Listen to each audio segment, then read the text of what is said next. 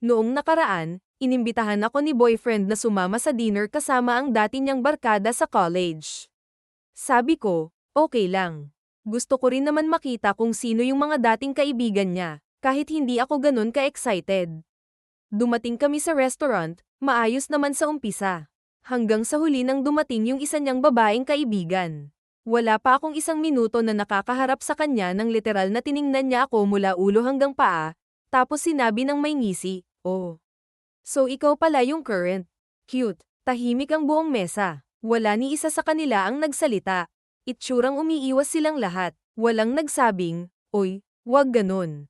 Kahit yung boyfriend ko, ang ginawa lang, tawa-tawang alanganin, sabay palit ng topic. Hindi ako nagsalita. Pinilit kong panatilihin ang composure ko.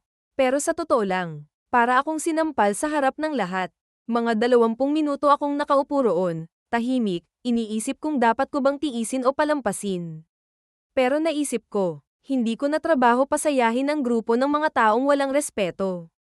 Kaya tumayo ako, maayos kong sinabi na aalis na ako, at nag-book ng Grab pauwi. Pagka-uwi ko, tinawagan ako ng boyfriend ko, hindi para kumustahin ako, hindi para humingi ng tawad, kundi para sabihing napahiya daw siya sa ginawa ko.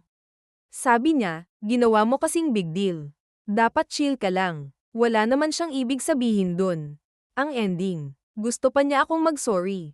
Mag-sorry. Sa kanya. Pasensya na, pero hindi ako magsosorry sa pag-alis ko sa isang sitwasyong malinaw na hindi ako nirespeto.